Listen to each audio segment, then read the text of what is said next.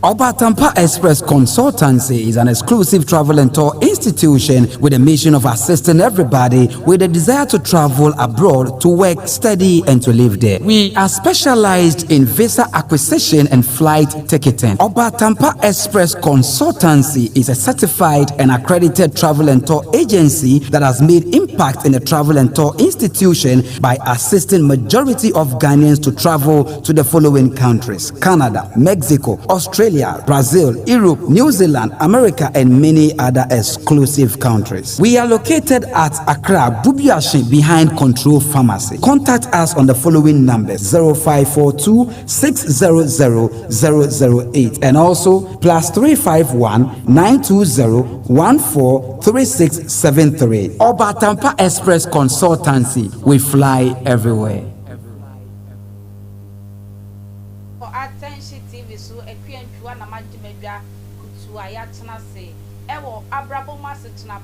Abrabomu asetenapa nso de ye transise ya na ye Queen Varsity Foundation for na esomase na ye dwumadie ebro di kan ka se Queen Varsity Foundation no bro nya ye be che niema bebre na so wo cha na wo de nkrofo special bi esi wani so san nkrofo ye se be ye maame ne ye papa ewo gya nyankan yi si amobro wa ne wo da afiase a ono ebi kwa na nya asem nimpo na de nko fie wo no so yen twa ye nko we san nkrofo yi so bi na nyame hira ewo mu papa but your friend Queen Varsity Foundation 0543029855 on Sabekan update bia oni bia Queen e de be ma kwa e be fa so e be kwa kohwe sankofo muwa e na ye hia ene abrabomu asetenapa ye nua ba bi de nsam abetu dwa se oni mbema ba ko na echa na enso ohwa oni mbema ne bobra na akodu ba bi ye hihya wale ne yi na sebi empem agro no ebe mu kwa na mmemme eja no sesi a ne wakonya no so se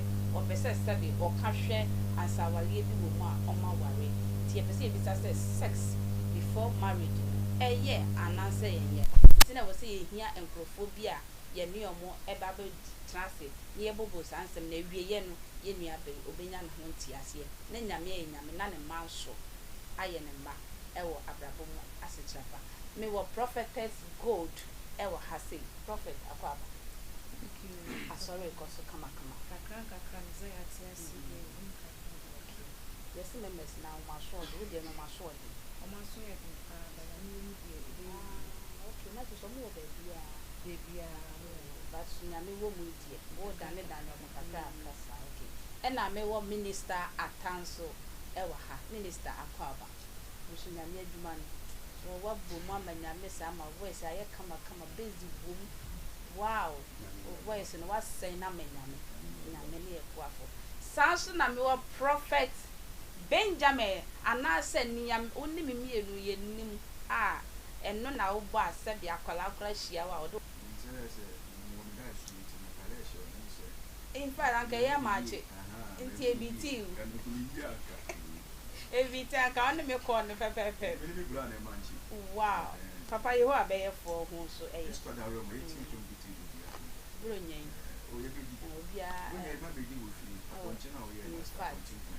okay me mo bibia so afisia pa se wa ma afia betua abrabomu asetenapa menya nyame emmase ewo so we will go straight to our topic today propheted gold me ba ho see ka sex aya na the battery mu na aya na ne ka no aye tin kakra but ye de be ko brofo no see ka sex na ye ka sex ye den so na me das ka sex se bema ene wo ba ikutam hia e wo se be se empaso ene e friends sex brofo ne friends sex she dey any dey intimate cancer ye be ka nenda e be ka se enda and also then you sleeping sleeping so wada mada nti nti be say mmema ni oba ntem kuta ye die mu paso mpa bia yempa e ba sa de na mpa bia yempa say ye kete sefem yempa odo ntoma sefem yempa baby bia bush cry yempa on computer build yempa because to sa de dia na de ni bre na de aba enti na mpa bia mpa de famu kra ye sa ye de wato so mpa na ni bre aba ho no hu hwe ti mpa bia mpa afata fa wo de ka ho na ye kwa me pesa ho no okay and him say let's share ya therefore na we show ya na say semitini ya mam bisa say ya ka sex as a change and say you ma me kai say we am kwa dwum krom na ye enkitam bie ene mema oba ne bema enkitam bie ewo mpem betie odi betwi ma ye say na sa na ne de nye say wa koda na wa sorry yes no different no okay and na honam nka honam mean can me and I say honam kana am pese me hu okay we are correct okay mummy no e dia bi gieba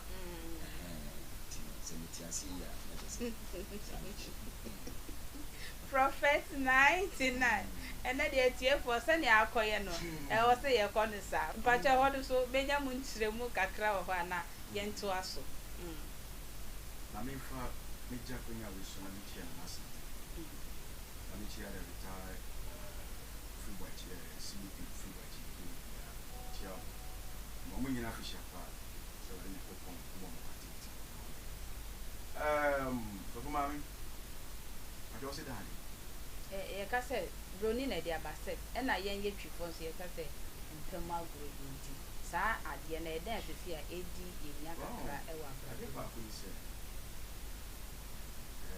yeah culture no it no ya na e different but so ko kan se broni se sex a fini se edie okay sex ni wa o kan no then edie difference me obi se broni se sex to having sex now the buy case mo a wo say e pa ma agro ene ne ne yeah share de ne e pa ma agro dia ke me no be dia agro wa ha ya sa so ya agro case ye die o mo di o mo hu e simple method we nya asem a e go kineti nchan ko from paper ne bukulo e bi okay sex ye di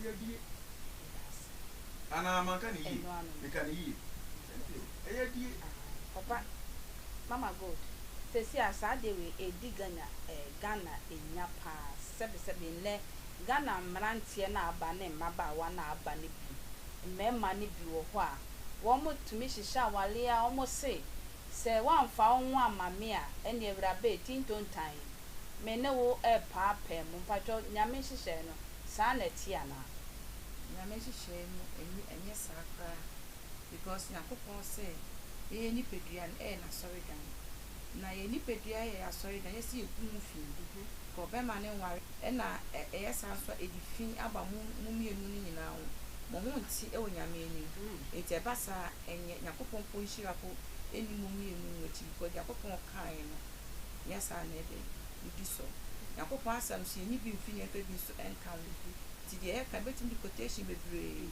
account na ahwefo and 1 Corinthians chapter 10 verse 8 okay the best sent me 1 Corinthians chapter 5 verse 1 okay and Romans 13 14 okay and 1 Corinthians chapter 6 verse 15 to 20 impo ebetime gina 1 Corinthians 16 15 20 ni dia conclude e bibia ai beka ene due quotation wa bobo so amaye nti na che se etiefo enfana omo kan okay sambu bosu bi mai kakra be you back on 1 Corinthians 16 18 1 Corinthians 10 8 Ephesians 5 3 1 Corinthians 5 1 okay Romans 13 14 okay and conclusion cry 1 Corinthians 6 15 20 okay impo betime gina 1 Corinthians 16 15 20 no e dia conclude e bibia okay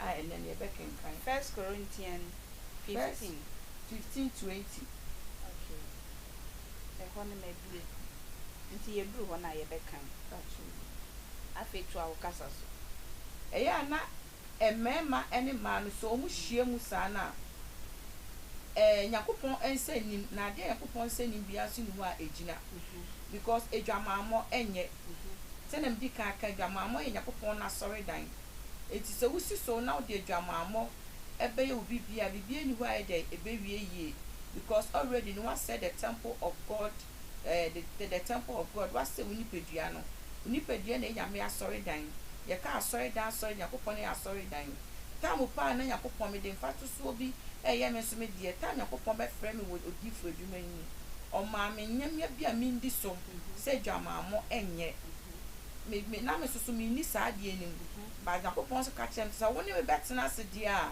ene adwamamo enye because the entire me dream we say enye ni say na mini pedua na oba be yusu na say me say mini pedua na yakopon timi ma metena mu abofo ntimi ma metena mu message bi ntimi ma metena mu eti ba sa na me yakopon anyim onyam ba sa so person ni me eye adwuma ni nti no o de sa na hyede ebe bre me na sebe busuma o person no tena no na o kire wo na chiwade eti yakopon no wa kyem na chiwade ntimi da ye medwuma eso me de ye na me de ye no so aboa me na me nisa wo so sebe boa wo sa eti twon fi adwamamom yakopon ne pani duru a de o kan ye no obeya ama wo se me beduru a oba ene oba beja ne na ho beba beja na eja ho na makọ ye ho namba ako ba ho namba ako nya nchense obetutu fie akotena be ma so emrekọ onhu abusua ana mekọ nsusu hu na abusua ese ye dwamamo wa eja na ba pa but me sa ba ho nti be bia stop no kai ho ma me kata papa ma me mra ho ansama ko minister ho papa mpacho sebe se wo ye bia bontena se ye koto wacha ana so koto die wo tease to go through to bibia aya wo ka kire die wo wura se mesro theatre ba ko bi mame nkan hwa ansa biane no me mato akofia akodi ana na adenti na nyame abode a waboye ni mu enne mema ne se bi wa mame no wanna na me wura adaka ni mankɔhwɛ ne ebe firi mu aba me nwale papa bremu kakra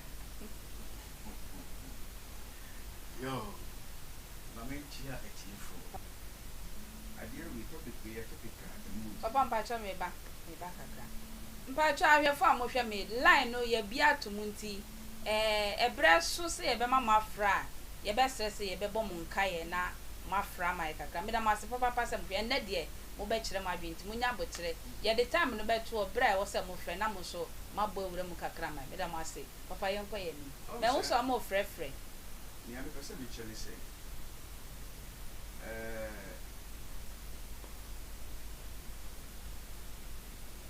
nyame abodie se oba ni bema kan pepe mu a se na so fuma ni kan no ese kan itine obi bi efe ni courtship okay courtship yeah this o shi oba bi wa sorry na so shi oba bi a mu ni beka mu ko mpem okay tete no yeah mu dia go mpem iti wo study mu ho a ko pu tama awale ba so na ide na so ya na di sie eba o baby edi sie ba yes be ma na di no abofole mo ba no okay o ba so na ba no mo obi eye ni ho duma wa echi no ba na ko wala ja be ma sama ya ba se sie no enemre mu di Ghana na ye wo no e be din se be ma be hia oba a o be ka chi oba se ma me ko yo mu adi wi ansa na me no na e be din pa maybe as and then be bad thing. To be frankly speaking, a bad thing.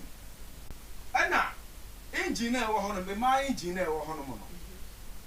Your family to Emo. ready There be no I can say. Nico young one the answer and know that. Na me a virgin. Damn a quagy no so my young one is now your virgin. What is me? What disappointed me? Medi tomu na tomu rudu na se onya virgin moja bia so amba ka virgin bia se ka metimu se moja bia pie obekiti so but se nde no oba be ka kiro se yentwen oye mi ho ade wi a no me na hye wo eni ho sa na se tie bio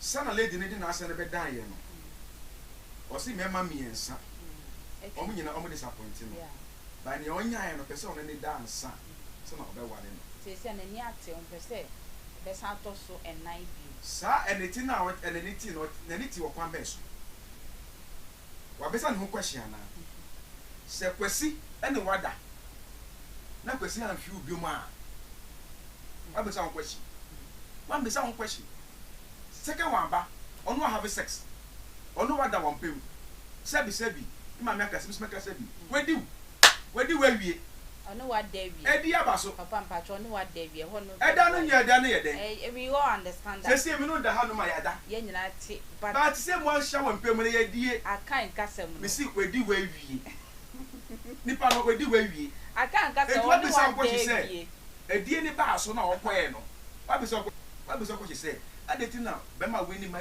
ada we ni ma ada nipa mienu eti we nya me from omo pekiko wabisa question esa wakasa utrasi na o sisi ni na jeje ho ana frɛ ba ko na bisa ne sɛ adeti na papa oni mi hia wie a okwe a na fini piu e bia mistake bi wo ho a o ka kyerɛ o what you say but say what the people have been say this okwe mu ho ade wie a so na me da be yie no ene de ho me das papa eti ne pepe mu a ti aye pepe mu a ka wa o yo ba no ese umma be man na amamre kwan so ye ka amamre kwan so a se be mo ye serious no o ka tell say the person ko humi maami a once papa for the head say wo mo person ko humi maami a o betima follow ade wo cha so e serious a o betima ko humi maami what you say so nya list kwa na o ko humi maami kwa na ana se komodim kwa na ko knocking po a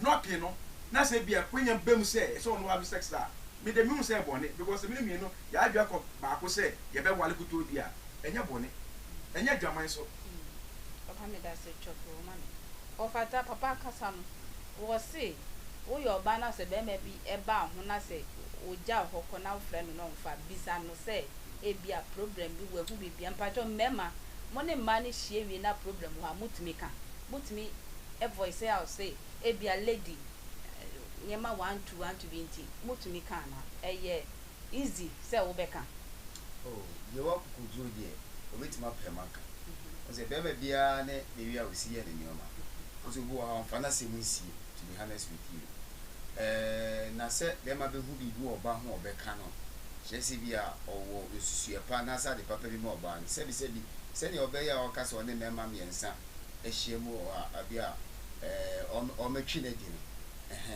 but send your papa can if you are not be on the one enkoyi send your own so dear sisu o se mpema gro adea me ma ni biblia die si woni su se oba menene da ka me susu senka o yesterday bc ma me anankebe me pe e ne so ya dia itimi signifies oba we obeba ma blebo ma na se me manako send your kasi bibi woni bia na koye nnamu sebi sent bi woni ho I mean putting that way so it is or signify na so hu sa ade na so enso timi twini free ne ho ti papa ka se bia ye me de pa o say man na mema miensa ene na da na o nyina agya na si wo no wo susu ne ho ehu sa de bi se ne wo ne ho a enkoni wa asese ne wo hu se ne ote ana eya na ne so ya de ya pa na se wo bia si ne bo anka nkere ne se saint na me no tinton time what ma se eti wo so to make betu aka chiro se na me ka se be me bi o mfa na se munsi se wo dona obeka papa me se odona obeka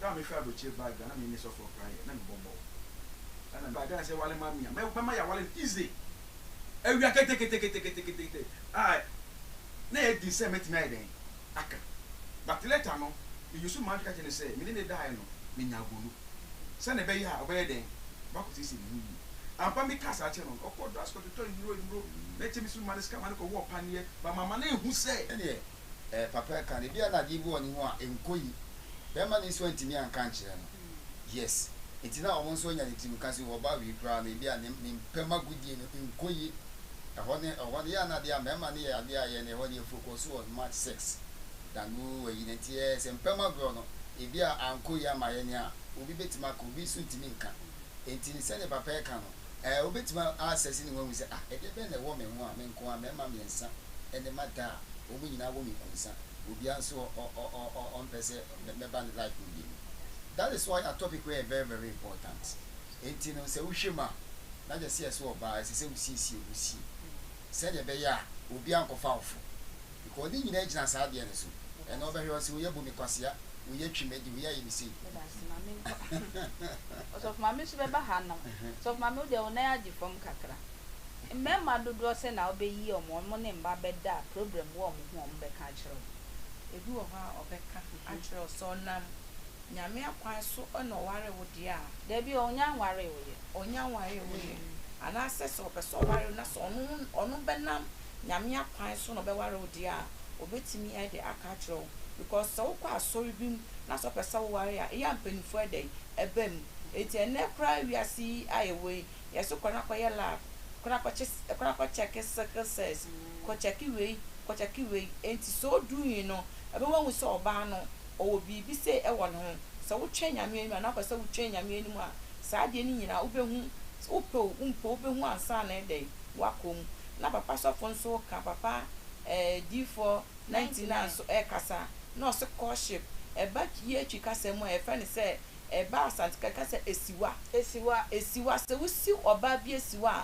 Ne entrese sebe oso ne koda sa wo si oba ne siwa entrese wo no oba ne dey ebe koda to ma membra ho na te se bia onyini ye e wo se ye wale na na se obi wo e ka esiwa ma me so for me da se ye ka esiwa bi wo wanyini obi wo osa obi wo me do age but ni nyina no ye ka ne courtship se na profo ne ka no twifo ne ka se esiwa enti wanyini o wonyini yo ye siwa obu otimi ekasa me wara ma me ba bema me wara ma me baba ni nyina yesiwa ye ka esiwa me ma yesiwa oba so ye de yesiwa na ye ka esiwa na je se oso no oba ne beda oso wo chen wo Kristo sum be bia mi gina na mi gina so ko Church of Pentecost na so wo hie oba bi na so oba ware na omo ba ye hwehwemu akọ deep ansa na wa wale oba no se bibi sa wo mu se sent bi wo mu a sebe omba doctors for be kire awon ma ye ho ade ansa na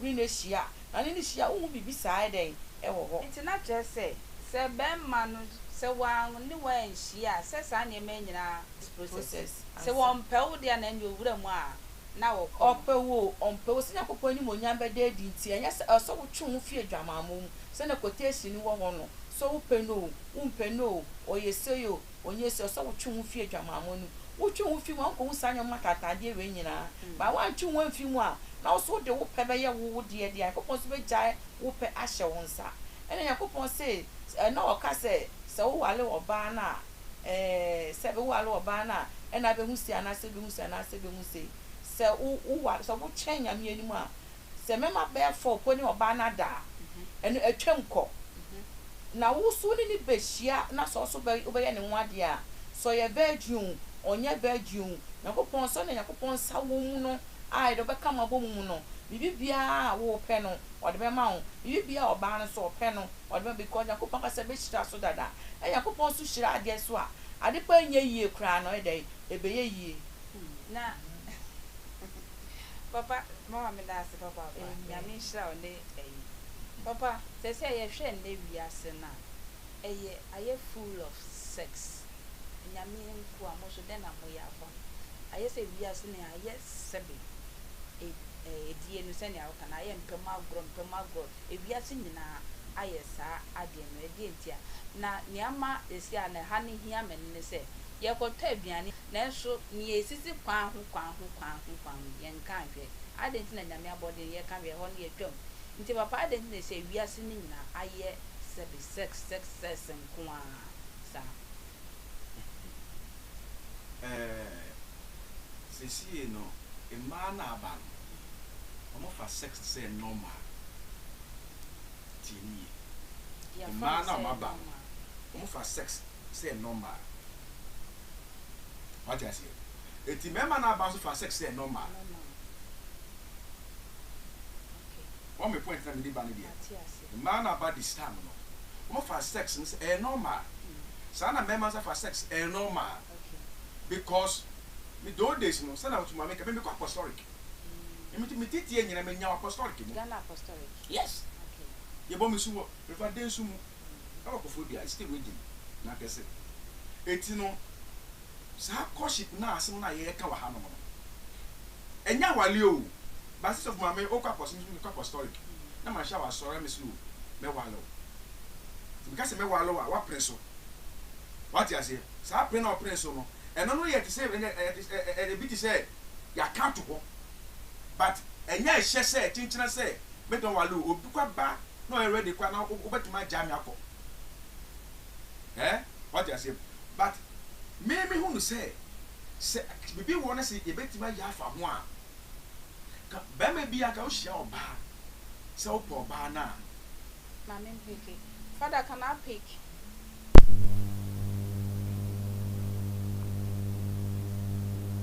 Hello. Hello, good morning. Ma kwa baba attention TV so. Hello. Ma good morning ba attention TV so. Okay. Papa mpacho ye to us. it is o hia oba say open na first no na eye din say oba bet mo kwenya say ko chia me mame eti edwama na asem na ye ka no dero eti edwama na asem na ye ka no dero no ya bo o mo njai da Him for ne ndai. ye nyina ye njai Obia de ne ho agye. ye de ho agim bi ye njai Sa na de na koye. normal Okay.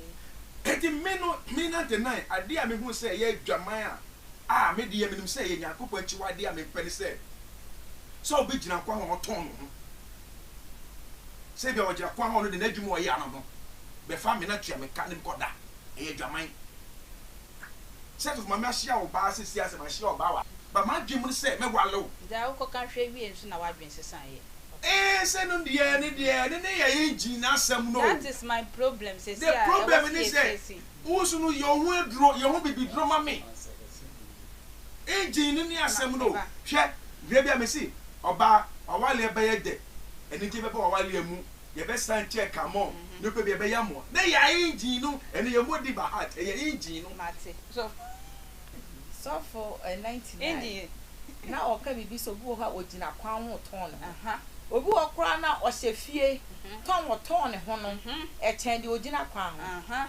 obi wo ha otifie wo ti omiamia mobile phone so De ton no. e de ton ne ho chen obi a e dey hu no kwan ho no obi a ono de office ono agi ni din to ogina kwan ho ba de ogina kwan no be call o ye papa chen de otifie na o ba dwaman na wa bie 77 ne da to na emema secret bemu no obu a ogina kwan emema tupe no kwa wonya obu oso ohede emema be 30 ena ede wonya ebe confuse ama de ogina bonten no nkowale because ogina ho do ohede am de office no we good ntu be wale no ono ko na engine na emu atete kra ma homa no nyina a pin off They say the better engine position.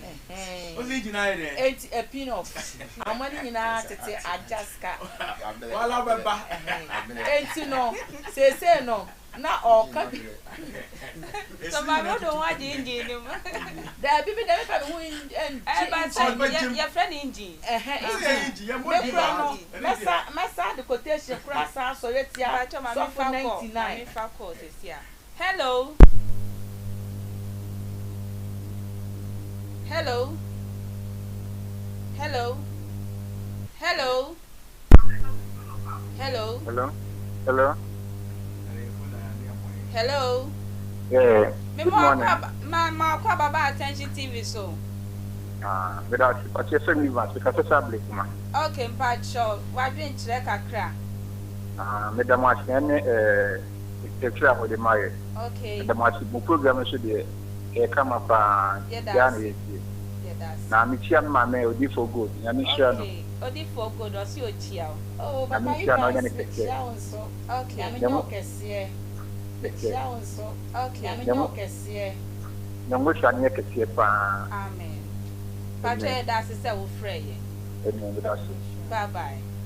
Bye bye.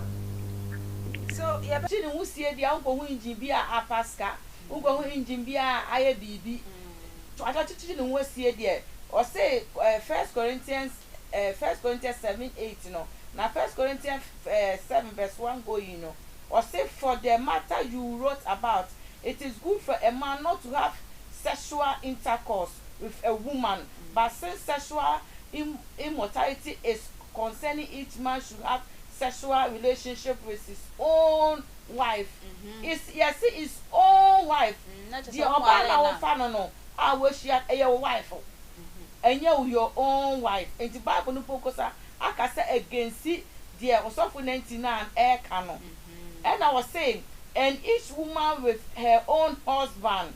The husband should fulfill his marital duty to his wife. Okay. So, me bacho what you say. Mama fa call. Hello. Baba attention TV so. Yo be also. Bacho didn't baby our cafe. But the friend said go find someone. Okay. Mfrefi Tabora number 6. Okay. And I bet Tabora for what to say. But you munya ho ye. Okay, Pacho I didn't check aga. But what you say? The match mama pa why? Okay. Ya ka se mi shirano. Mate. Diamond dia aye juma do ka ke biara mi yaso a ebe musu pa. Na mi shirano man kwa ten. Yo, yeah that's. Elra me sama. Yeah that's it. That's so free. Yo, and I say bye. Mommy good.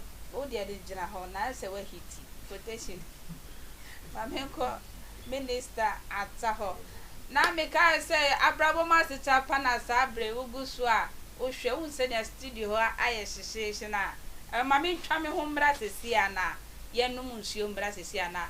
Asetenapa Express Consultancy is an exclusive travel and tour institution with a mission of assisting everybody with a desire to travel abroad to work, study, and to live there. We are specialized in visa acquisition and flight ticketing. Asetenapa Express Consultancy is a certified and accredited travel and tour agency that has made impact in the travel and tour institution by assisting majority of Ghanaians to travel to the following countries: Canada, Mexico, catered at Accra, Bubiashi behind Control Pharmacy. Contact us on the following numbers: 0542 600 008 and also +351 920 143673. Asetenapa Express Consultancy. We fly everywhere.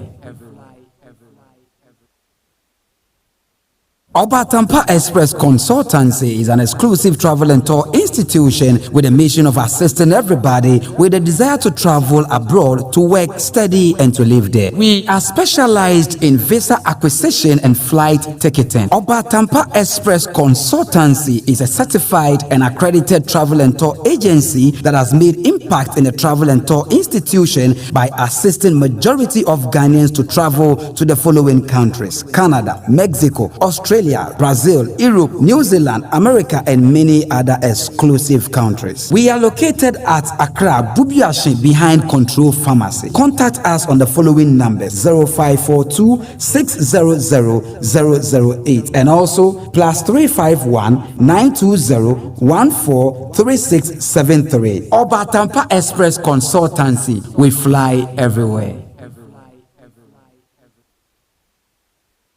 Asetenapa Express Consultancy is an exclusive travel and tour institution with a mission of assisting everybody with a desire to travel abroad to work, study, and to live there. We are specialized in visa acquisition and flight ticketing. Asetenapa Express Consultancy is a certified and accredited travel and tour agency that has made impact in the travel and tour institution by assisting majority of Ghanaians to travel to the following countries: Canada, Mexico, Australia, Brazil, Europe, New Zealand, America, and many other exclusive countries. We are located at Accra, Bubiashi behind Control Pharmacy. Contact us on the following numbers: 0542 600 008 and also +351 920 143673. Asetenapa Express Consultancy. We fly everywhere.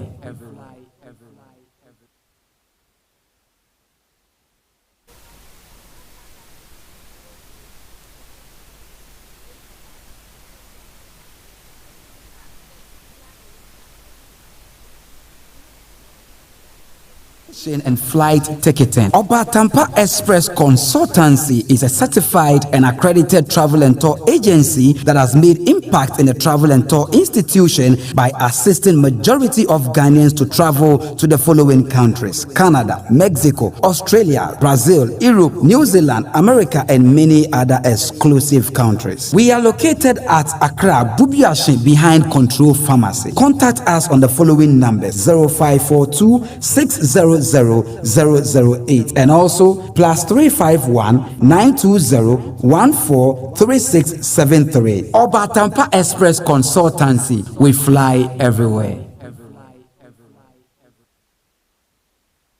Obatampa Express Consultancy is an exclusive travel and tour institution with a mission of assisting everybody with a desire to travel abroad to work, study, and to live there. We are specialized in visa acquisition and flight ticketing. Obatampa Express Consultancy is a certified and accredited travel and tour agency that has made impact in the travel and tour institution by assisting majority of Ghanaians to travel to the following countries: Canada, Mexico, Australia, Brazil, Europe, New Zealand, America, and many other exclusive countries. We are located at Accra, Bubiashi, behind Control Pharmacy. Contact us on the following numbers: 0542 600 008 and also +351 920 143673. Obatampa Express Consultancy. We fly everywhere.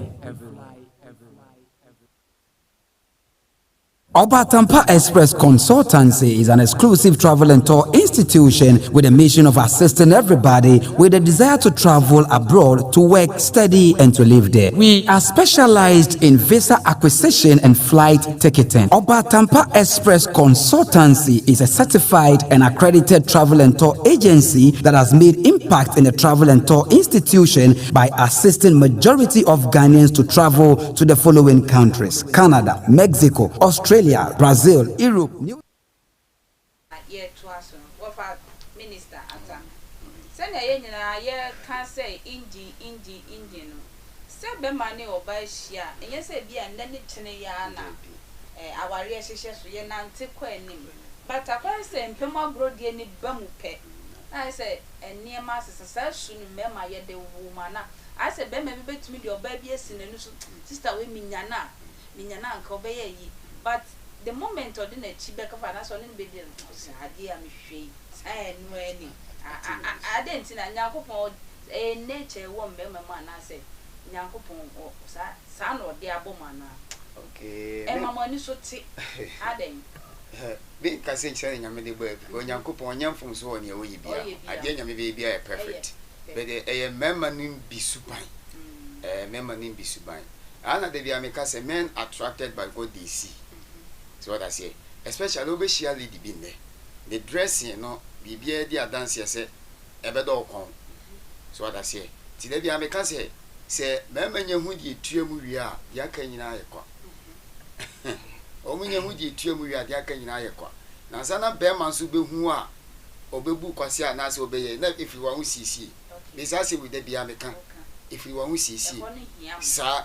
Enti semima ko hu oba no ebia na nya odobia na mede do no because at that moment no atade na wa hye ni mpoku anano na yi eto ne so no sabi atade na hye no adro bo ebo pa enti bema bia hu de nani di akira ebedo ne kon enso nya odo papa bi okay eye fake laugh enye ono no obepedi etuemu ade na etuemu no nti eno na sometimes na ebeka se bema wina okofa oba wini owie ye no wadoge no onya wura ho a mo enye do bia no de don beta oba na hu siesie no at moment na de na nani boss no bema bia hu ade e hye skirt ma na se ade e hye ayi ma mo impokwa no ayi na se ne mekan ye na e attract no but the men na dream no enye odo papa bia so odo kan so be found what san wa wale no abobla debi di nani hu ye no anema okodi akire it is okodi akire na se bre nti no onya fo ba bia danfo a eya na ema no se mo ni ada ho kakra eya na frefre na no odin pa pressure and you do it me for about 20 times. Oh yes, Where did he? What that? What nam he? What for him? Na blah blah blah blah. Na musio mo no nya do to mpani mi say boom. Na ubi bie ni o mama no. E de ni o mesisi ni o ma no ye ni o mewi a. O wie ya de o. Tinani so. Ade ani kura enu ani. Enu ani. Eti eye member bi musu ebi mu ye bi mu so ye. Nti de mbeze mi change na say men are attracted by what they see. Na see ni na ani na ebi hu no. Ana twe ade no ebe mini ba bo hu oba to wutimi di akire saa ko ba bia ge no da bi obekọ ko wura ansa no so di akire bi because de na ni hu no ebe di akira onya hu die na koma be satisfy na so no be da ne bonto ne yam ti be bi timi bo eka ko hi ba yi na onya wie ya o de last yi na guso mo we wura wi etime kan se ya na enye meme bi mfum so na times me blame o mani bi nso ifra hu siesie no ene de be ma ni dani hu ya okodi akire nti en hye ne so na ye hu se ewiase yese nsa ko ne nsa ba ne nsa ko se ne nsa ma na je se ifidi nti no ye hye ne so papa se ataka ni se na emma no den na wo se ye ahwe ye bi wo ho ana se bi wo ho se ye because papa nyame ani no kra ni mo wura ma mo ni so ti nti imagine say bema ba kwa ba minu aba miensa ba ne ni so atem enye odo papa bi nti ma no e den na wo so mo ye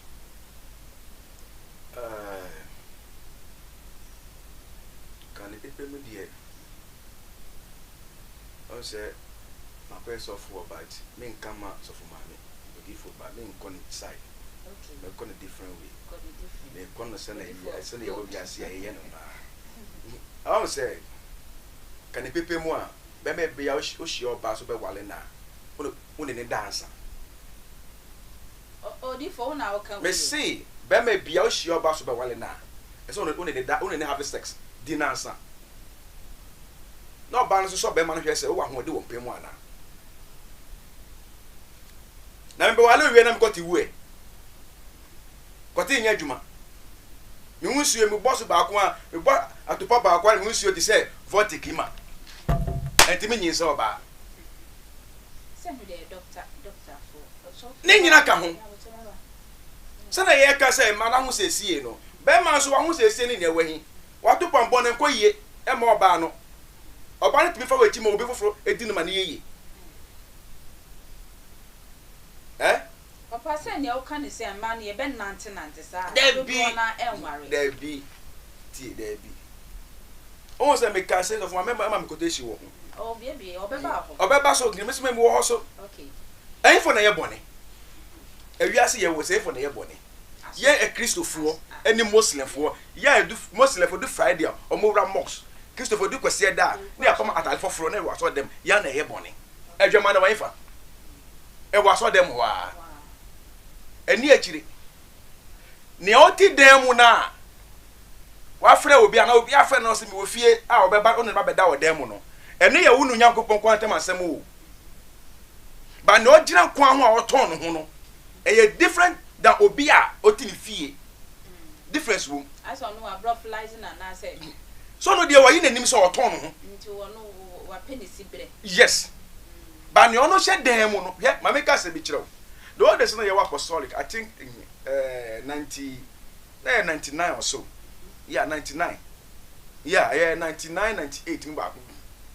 na me call school higher at every question you do communion me come because na me wo gay 81 of one day back one Sunday be na you be the communion and I dicking from say ben bra I didn't need communion be me who say me communion I didn't and me so eda na etia me ni community say me wo gay me tell no bada eti me hu say bia me be di communion na wa come e bone ma me unu me na papa na ka kire me o say kodi so odi e be ma wanya di sakre bia e den examine yourself yes offering kwa eto aso dem na say o jeje ho asa na wo yibe sika fi boto say o di ko to offering